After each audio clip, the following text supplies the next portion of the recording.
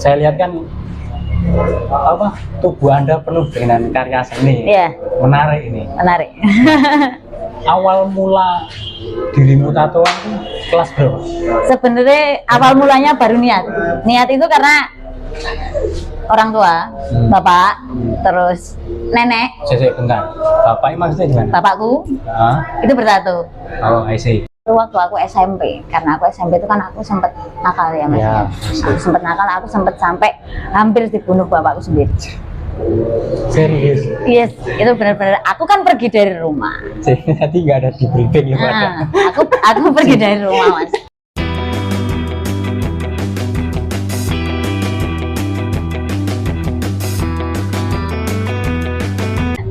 Gimana Mbak Alvina kabarnya?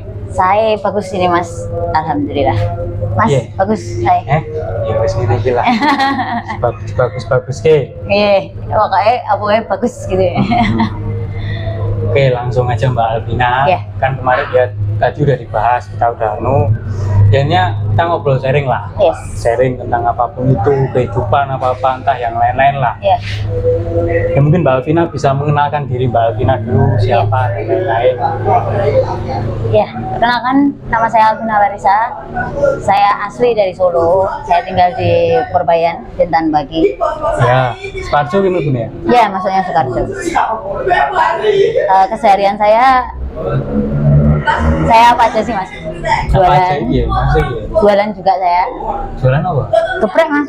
Geprek yang crispy. geprek. Yes. Terus saya campur sari. Campur ikut sari. penyanyi campur sari ya. Terus ini yang menarik nih. Menarik nih.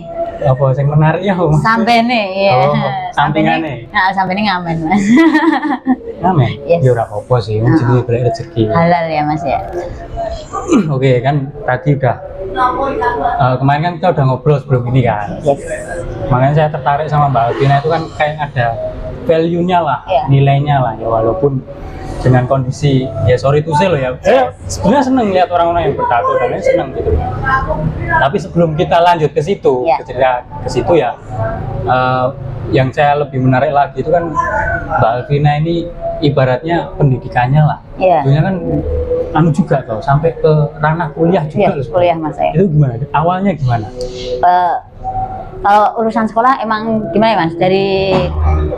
Mulai dari dasar ya mas, mulai dari SD itu emang bagus lah, maksudnya bagus termasuk karena sekolah favorit. Ya, sekolah favorit.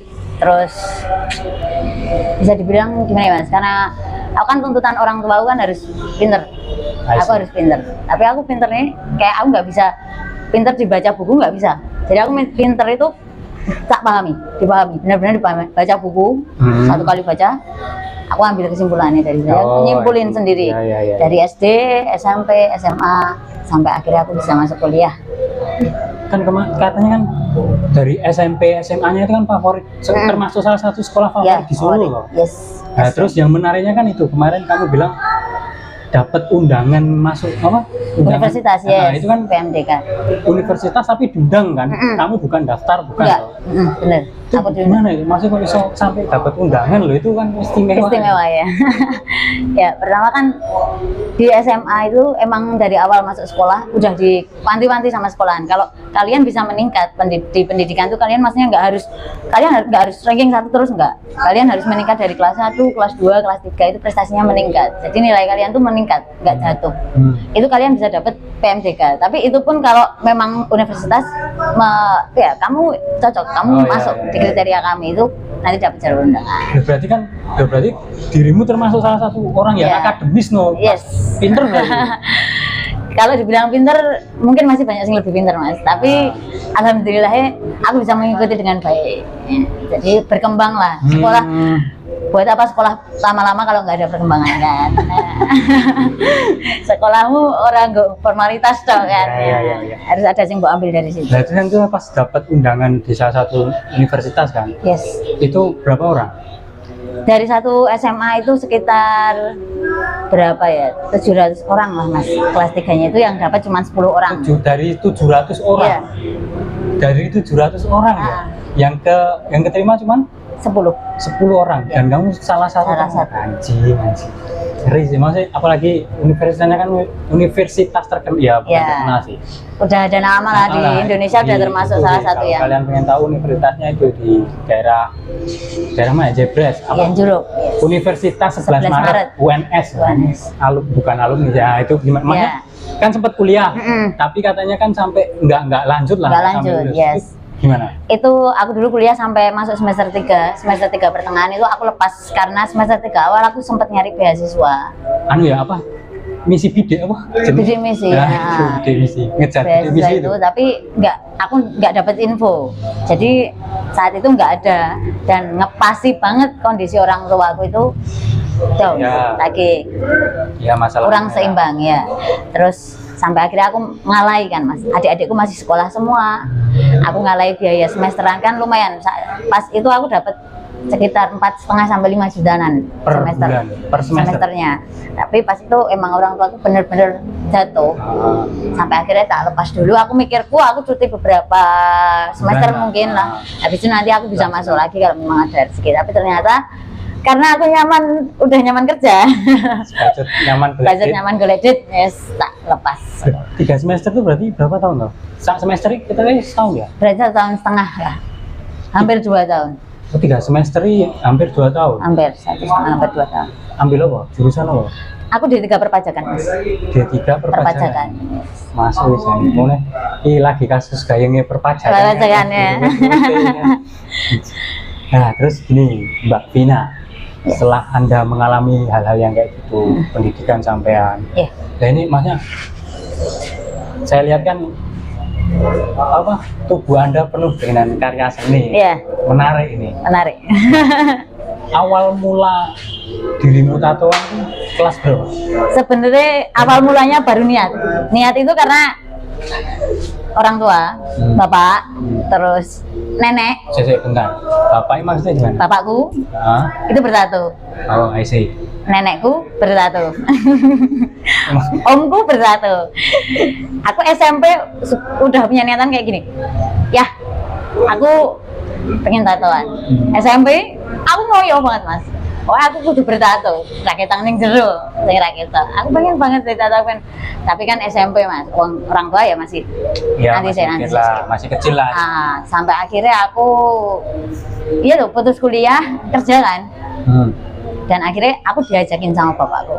Ayo ke salah satu tukang tato, kenalan bapak. Umur berapa itu? Umur 18. Umur 18. Aku nggak tahu mas itu kalau aku sing meh nato nggak tahu. Nah, aku mikirku aku ngancani bapakku ini nato gitu ya. Ternyata aku suruh duduk, gambar yang milih bapak, tempat yang milih bapak, gedenya seberapa ya bapak. Aku sempat kayak dikiranya bapak yang mau tatoan, ternyata milihnya aku, dirimu. Saya kayak merasa wah siap nih ya. Akhirnya siap sampai berapa jam ya, sekitar 4 jam 5 jam gambar pertama kali aku gambar ini yang tengah nih mas. Gambar bunga mawar yang milih bapak itu berkesan banget ya, sampai kapanpun nggak mungkin tak tutup. Saya kan modelnya cover, bahasan cover nggak bakal tutup mas. Berkesan lah ada ini. Enggak, maksudnya itu penuh sebadan apa? Kalau tato aku tangan full sama dada sini kecil sama perut samping. Enggak sakit itu? Ya mas, kalau dibilang sakit ya masih sakit ya, soalnya jarum. Tapi kan kalau udah ada niat sih meh sakit meh enggak kan wis niatnya kita buat ya. Nah kan kebanyakan orang maksudnya gini, ada berbeda, maksudnya gini kan kadang-kadang orang bertato ada yang karena memang dia suka seni, ada yang karena juga gengsi lihat grup sebelah tatoan gengsi, terus kita berani dirimu memang dari awal mikirnya ini seninya kayak orang kan kadang kan ya mas yang pikirnya aku nek wis tatoan nanti aku bakal sangar. Enggak, aku mikirku pokoknya aku pengen ngerasa gitu. Jadi aku penasaran kuwi dengan mesin sing nempel ning kulit ngono mas. Aku penasaran dengan itu sampai akhirnya ketagihan. Jadi bener jare lagu saya hidup ya. Nah, ditato iki jare sakit tapi bikin nagih lah. Bener, nagih. Nah, berarti kan Makanya gini kan banyak atau pandangan orang tentang orang-orang yang bertato kan kadang-kadang image-nya negatif. Apalagi ditambah apa gaweanmu saya apa penyanyi lah, campur sari ya, atau kata lainnya biduan. Nah, kadang-kadang kan kata-kata biduan nih judgement orang itu negatif. Nah itu kamu pernah dapat apa ya kayak bulian atau ejekan orang-orang di sekitar tentang masalah entah itu tatomu atau pekerjaanmu? Kalau tato ya mas ya, orang-orang sekitar pastilah bang wedok, gitu kan, cewek tatoan. Nah, terus kan sudah image kan wah dia nakal. Tapi aku berusaha gini mas, setiap orang pasti ada yang nggak suka. Siapapun sebaik apapun itu pasti ada yang suka. Tapi aku mikirnya gini mas, kalau aku cuma punya 2 tangan nggak mungkin bisa buat nutup mulut 1000 orang. Tapi aku punya 2 tangan itu buat nutup 2 telinga aku sendiri. Jadi aku jadi diriku sendiri. Yang penting aku nggak merugikan siapapun. Nah, banyak orang yang image-nya bagus, badannya bagus, kelihatannya bagus, tapi ternyata mereka di belakang itu kan, banyak kan. Masih apa ya, bulian orang-orang yang paling menurutmu terlalu keras lah, terlalu berlebihan. Pernah nggak mendapat sesuatu yang kayak gitu? Entah itu tentang pekerjaanmu atau tato yang lekat di tubuhmu? Kalau masalah kerjaan enggak sih mas, kalau kerjaan soalnya aku gimana ya,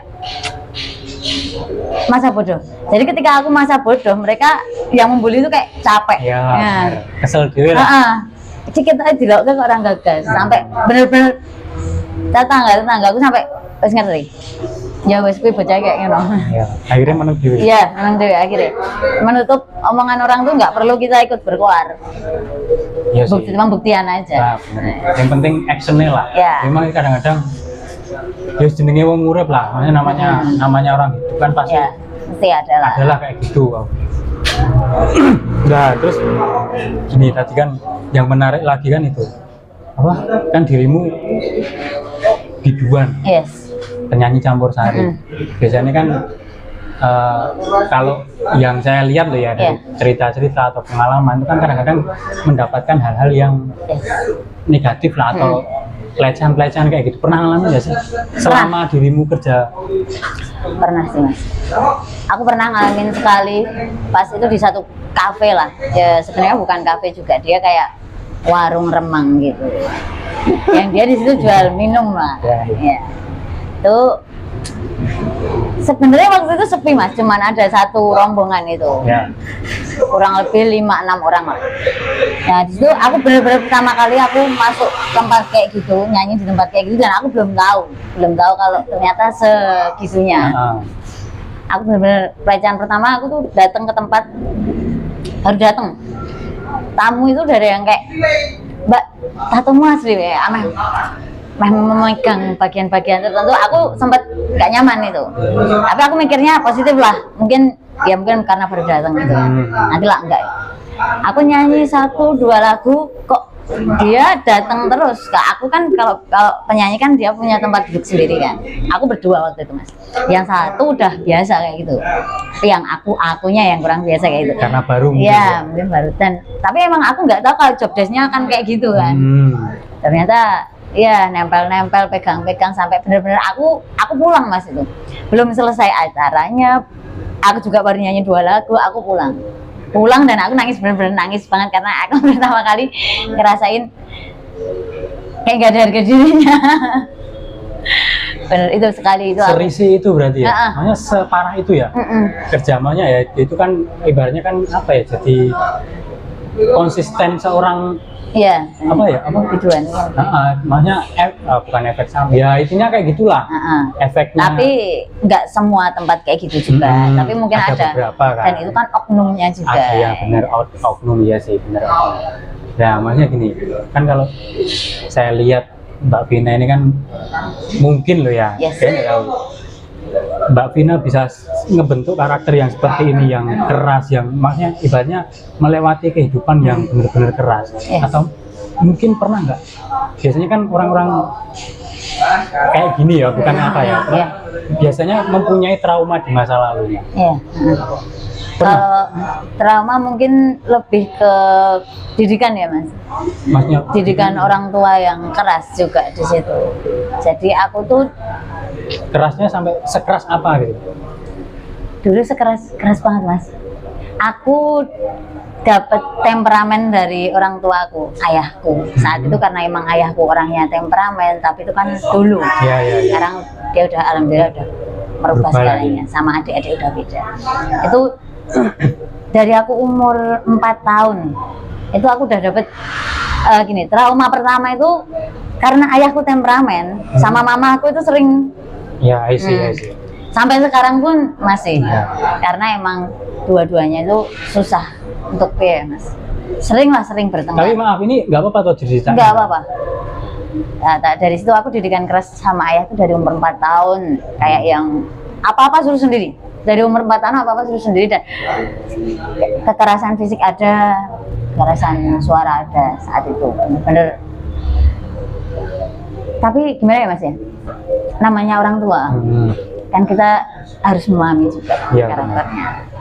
Aku yang kekerasan yang paling keras dari bapak itu waktu aku SMP, karena aku SMP itu kan aku sempat nakal ya mas ya. Aku sempat nakal, aku sempat sampai hampir dibunuh bapakku sendiri. Serius? Yes, itu benar-benar. Aku kan pergi dari rumah. Nanti nggak ada di briefing ya Pak? Aku pergi dari rumah mas. Ini benar, menarik mas. Aku pergi dari rumah 2-3 hari. Aku pulang karena mamaku bilang kalau adikku sakit. Aku pulang dengan ya sebenarnya aku berani nggak berani ya mas ya. Aku pulang, dan itu pas aku masuk itu pas banget sama ayahku pulang nyariin aku. Aku masuk kamar karena kamarku pintunya kan dari triplek mas. Tak tutup itu apa ya mas? Arit itu apa mas biasanya? Arit ya apa? Celurit ya. Ya celurit gitulah. Plus pintu pas banget nggak tak tutup, mungkin kena kepala mas. Bener, sekeras itu. Dan itu belum selesai di situ. Nanti malamnya malamnya itu bapakku ketuk pintu, bukaan. Aku rame ngopo-ngopo. Tak buka pintu nih, bawa openg mas. Aku curiga. Mau ditanyain, kamu dari mana gitu. Aku nggak jawab, soalnya aku kan gitu mas, anak. Nek jawab itu pokoknya berani jawab orang tua. Sampai kesannya membangkang lah. Nek nggak dijawab kok aku ya salah. Pak. Sampai berdarah. Terus akhirnya ternyata obengnya mas, udah pas banget. Jadi apa? Di pak. Bener itu sekeras itu, karena emang. Tapi aku yang menyadari emang aku nih ada perbuatan nakalnya juga lah ya, efek jerahnya buat kamu lah ibaratnya. Jadi aku emang aku menyadari kalau aku posisiku juga salah.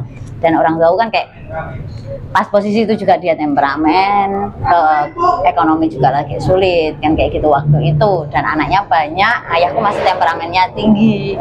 Tapi alhamdulillah sekarang ke adik-adikku nggak ada yang kayak aku. Alhamdulillah. Ya, berarti kan ibaratnya makanya setelah kejadian tersebut membuat karakter kamu yang seperti ini, yang ibarat kamu anak pertama ya? Anak pertama punya adik 3. Punya adik 3. Namanya berarti kan kamu ibaratnya tulang punggung lah. Berarti kan ya itu mungkin lah ya. Kalau menurutku kan dengan pendidikan atau didikan orang tua yang kayak gitu kan sehingga membentuk karaktermu yang seperti inilah ya. Ibaratnya ngadepin apa-apa udah nggak ada takut-takutnya lah ibaratnya kayak gitu. Ngeri juga ya. Jadi kan gini ya mas, hampir semua orang di luar bisa berani, tapi kebanyakan di rumah mereka nggak berani sama orang tua. Tapi karena aku dididik keras sama orang tua aku di rumah, sampai akhirnya aku di luar sama siapapun itu aku, selagi aku nggak salah berani, dalam artian bukan berani yang nantangin enggak ya mas. I see. Berani ketika aku dapat reaksi apa dari orang luar, beraniku itu nggak yang nantangin apa yang aku membalas mereka, enggak. Aku paling cuma diem, tapi aku membuktiin sama mereka. Nah itu sih ya, masalah pembuktian tadi kan tadi cerita, makanya apalagi dengan pendidikan orang tua yang kayak gitu, terus sempet mendapatkan bullying lah waktu sekolah. Sempet bullying mas. Bullyingku itu gimana tuh? Bullying apa? Fisik apa? Bullyingku ke fisik mas, tapi bullyingku dulu itu nggak yang kayak apa ya, nggak yang kayak langsung to the point ke orangnya, itu enggak. Jadi dari mulut ke mulut. Dari mulut ke mulut. Ngomongin di belakang kayak sampai bener-bener aku nggak punya teman. Karena aku fisikku waktu sekolah dulu itu aku kecil, pendek, kurus, hitam, dekil kan. Sampai nggak punya teman mas. Itu awal pertama bullying kelas berapa? aku bullying tuh dari kelas 1 SMP, aku masuk SMP udah bullying. Tapi aku kelas 1 SMP masih yang masa bodoh, aku sekolah, penting sekolah. Aku masih menjalani pendidikanku dengan baik. Tapi di kelas 2 SMP dengan baik. aku ngerasa kayak wah nggak punya temen yuk. Yang gak enak banget, kayak aku di sekolah ini bener-bener sing aku lewatin sebenarnya nggak dilihatin. Ya, aku kan kayak sengeri itu kah aku bagi mereka kan kayak gitu kan. Dan lah pengalamanku aku mulai nakal mulai dari situ karena aku nggak punya temen di sekolah. Karena apa? Bully tadi. Bully. Jadi aku cari teman di luar, orang-orang luar, orang-orang yang lebih dewasa dari aku, orang-orang di jalan kayak gitu yang akhirnya aku punya teman kayak gitu, orang-orang nakal-nakal. Dari situ aku mulai, ya. Nah, kejadian bullying ini terjadi sampai apa? Lulus SMP masih lanjut aku di SMA juga ada bullying. Tapi di SMA ini bullyingnya udah bukan masalah fisik lagi, tapi karena aku yang gimana ya, susah buat temenan. Oh, berarti orangnya nggak terlalu friendly lah. Karena di SMP aku dapat bullying kayak gitu. Iya. Jadi aku kayak trauma buat berteman. Nah, aku takutnya gini. Ketika nanti aku deket-deket sama temanku, mereka ngopo sih wong iki kayak gitu ya. SKSD lah. Nah, makanya aku jadi nggak friendly, malah bagi mereka kelihatan kayak aku sombong. Nah, jadi aku nggak punya teman karena itu. Itu kan yang menarik tadi. Ketika kamu mendapat cyberbullying kayak tadi, kamu membuktikannya dengan tadi kan mendapat undangan apa ya, undangan privat lah ibaratnya langsung dari kampus lah. Oh itu kan anjing tuh pembuktian banget. Nah itu pas kejadian itu kayak gimana? Kamu di hadapan teman-temanmu? Aku bener-bener kayak yang ngerasain, kan itu PMDK kan diumumin kan mas? Diumumin itu waktu itu lewat online dulu pas posisi di rumah. Aku cek, aku masuk dan di grup sekolahan ya, di grup kan itu hampir kelulusan kan, itu pas mau kelulusan aku kayak hampir nangis sih mas. Aku di situ nama aku disebut, aku lulus PMDK dan aku bisa ngalahin mereka yang ya dari 700 orang itu kan yang pernah nyepelein aku lah kayak anjir. Pembuktiannya berarti sangar lah ya. Dan itu kan dipanggil kan mas, setelah masuk PMDK di universitas masing-masing sempat dipanggil ke sekolahan buat ke SMA buat ya temu kangen lah sama teman-teman. Reuni lah ya. Reuni, tapi masih masa baru lulus kan. Dipersilakan untuk memakai alma maternya sendiri dan aku dengan bangganya mas, aku pakai alma mater UNS. Di depan teman-temanku sih enggak. Yang dulu pernah ibaratnya nyepelein kamu, bully kamu, tapi kamu membuktikannya dengan apa ya, itu pembuktiannya ya dengan akademik lah, dengan hal yang positif lah ibaratnya kayak gitu. Aku mikir dari dulu juga kamu nggak perlu membalas omongan orang lain, yaitu kamu nggak mungkin bisa kamu nyetir omongan orang tuh, nggak mungkin bisa. Benar. Yang bisa tuh kamu membuktiin sama mereka sampai dia stop sendiri omongan. Ya gimana? Mungkin kan ya itu juga sih. Menurutku kan saya dulu juga pernah dibullying, kasus bullying pernah juga, cuman bedanya kan bullying dulu sama bullying sekarang kan beda. Kalau bullying dulu kan mungkin itu membuat kita ke-trigger lah supaya jadi semangat, jadi bisa berkembang lah, enggak yang ngedon banget lah. Cuman kan kalau bullying sekarang kan anjir ya, maksudnya bahkan sampai ada berapa kasus juga itu kan gara-gara bullying sampai bunuh diri. Iya, benar-benar. Tolol sih kalau itu. Tolol. Nek menurutmu pribadi, mungkin untuk pesan-pesan juga untuk anak-anak muda zaman sekarang tuh, apalagi yang dia kerap dibully lah, harus gimana lah ibaratnya. Untuk yang zaman sekarang ya, di era sekarang. Tapi gini ya mas, sebelumnya, emang anak zaman dulu sama anak zaman sekarang beda banget. Setuju nih itu. Mentalnya juga beda. Setuju. Kayak anak sekarang tuh ada kejadian sedikit sama dirinya dia yang nggak enak itu mereka up. Menurut mereka dengan up itu bisa mengurangi gimana ya, beban jiwanya mereka. Tapi justru enggak, karena apa? Ketika kamu up, orang-orang itu enggak semua friendly sama kamu. Kadang netizen itu kan juga malah nambahin down mental kamu. Jadi menurutku sebenarnya kalau ada bullying tuh, kamu gini lah, kamu nggak bisa nyetop mereka buat bully kamu. Bisanya kamu membuktikan sama mereka kalau kamu nggak sesepele itu. Jadi kalau misalnya kamu mikirnya, waduh aku dibully, waduh aku aku nggak bisa mikir, aku nggak bisa sekolah, nggak, masa bodoh aja. Kamu tetap bisa jalan, kamu tetap bisa hidup, kamu nggak makan dari mereka kok kan gitu. Kamu tetap bisa menjalani hari-harimu, kamu bisa bodoh amat sampai akhirnya kamu bisa buktiin sama mereka kalau kamu bisa lebih bisa dari mereka kan. Ya itu sih mungkin ya kadang-kadang anak zaman sekarang juga susah sih untuk grow up atau karena ya itu sih karena kalau anak zaman sekarang kan dikerasin dikit apa dikit kan langsung ngedown gitu. Ya memang harus pelan-pelan juga sih, apalagi di era sekarang kan banyak anak muda yang mentalnya kalau zaman sekarang kan mental sandwich lah. Yes, benar. Bukan mental juga mas, anak sekarang itu kebanyakan attitude juga kurang. Setuju. Yes, kayak apa sih menghubungi seseorang yang belum mereka kenal juga dengan chatting itu kan udah nih, ping itu kan udah nih. Kalau kita dulu kan kayak mau hubungin orang tuh kayak yang mikir kita nulis assalamualaikum gini hapus lagi ganti kita kurang tepat ini kata-kata nih.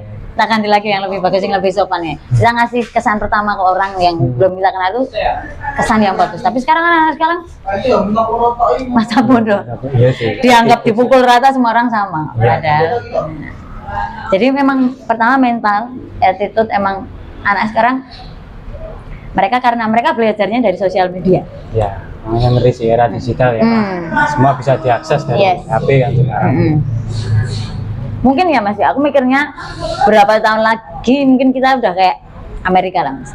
Maksudnya? Sedikit dibully, kan di Amerika rambut dibully bunuh diri mas. Gila. Ngeri juga sih.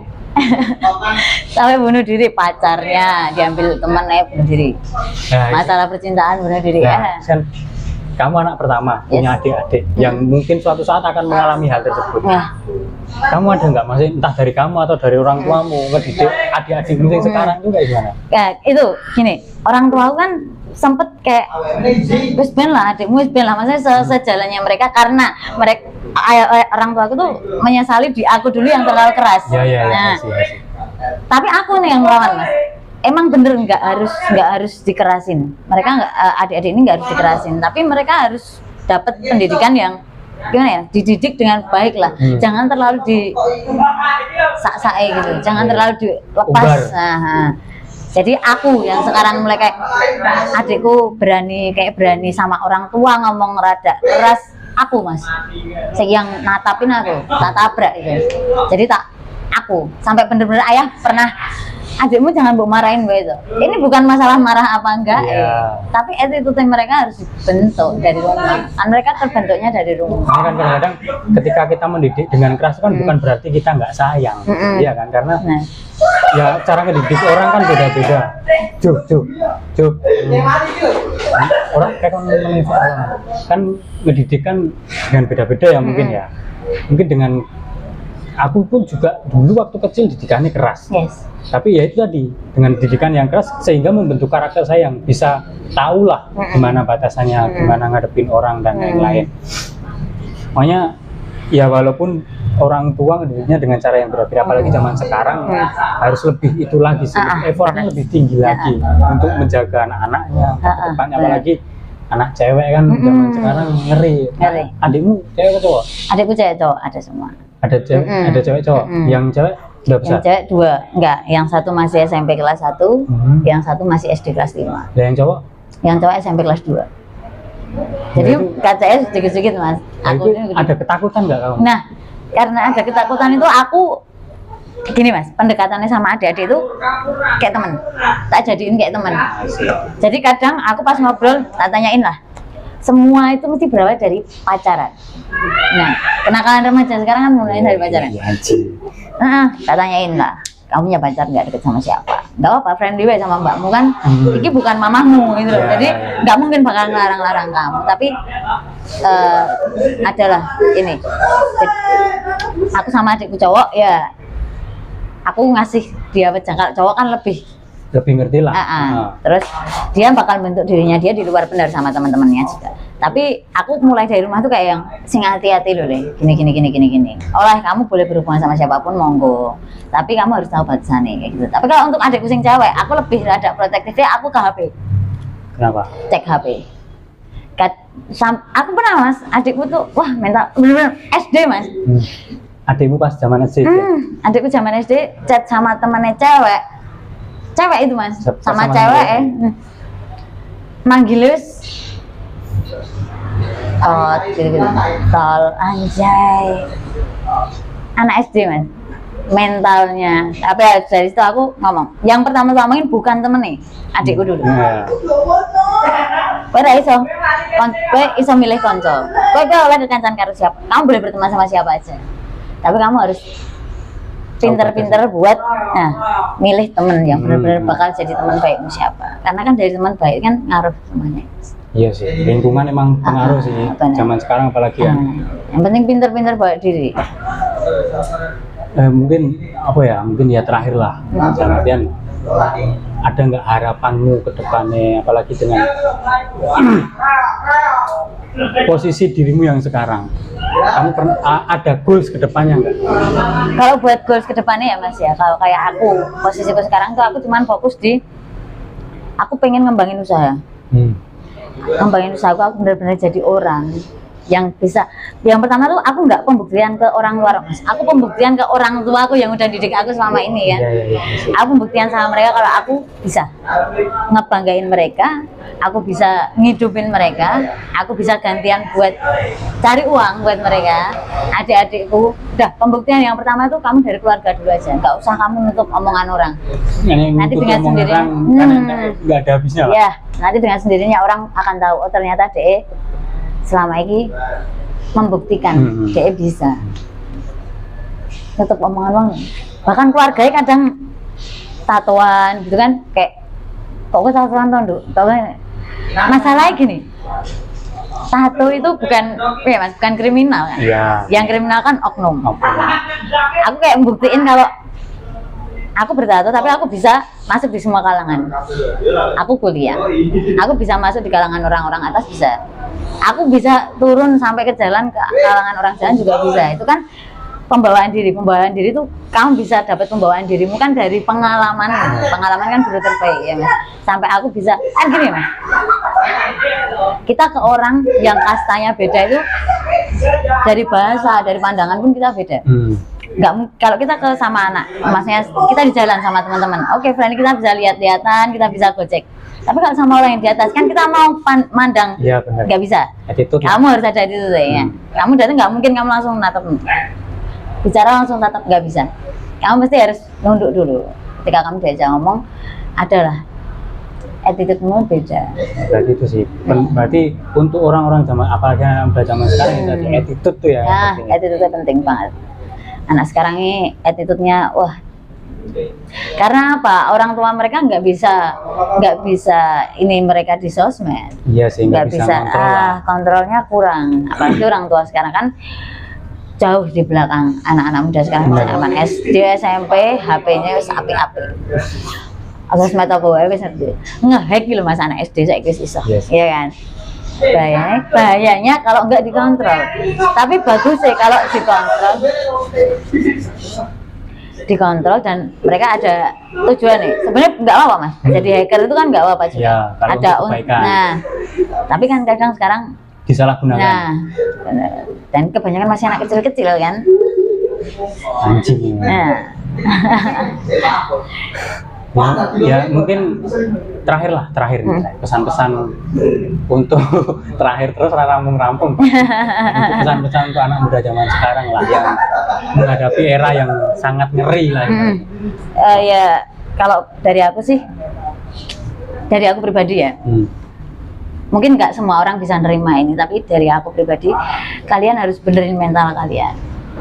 Kalian harus kuat ngadepin, karena gini, eranya udah beda, nggak kayak dulu. Zaman sekarang tuh kalian dapat bullying itu nggak cuma dari orang yang kalian kenal, dari orang luar pun kalian bisa dapat bullying. Kalau mental kalian down, nah itu kalian nggak akan bisa buat nutup omongan-omongan jelek itu. Tapi gini, kalau kalian salah, kalian harus bisa menilai diri kalian sendiri.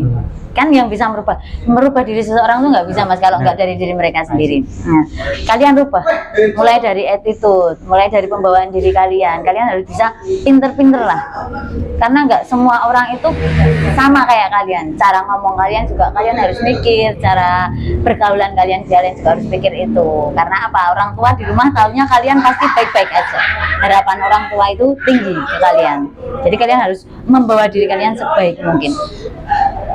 Nggak batasin orang buat nakal, kamu boleh nakal bebas, orang nakal itu nggak apa-apa, semua pasti harus ada nakalnya buat jadi orang baik, daripada kamu baik tapi terus jadi nakal kan. Nah, tapi ya itu, membawa dirimu sebaik apa. Oke, terima kasih Mbak Vina ya atas waktunya nyempetin mau podcast sama saya lah. Ya, next lah kapan-kapan kita kalau ada waktu konten lagi Mbak Vina. Nggak apa-apa. Makasih ya Mbak Vina ya. Sama-sama.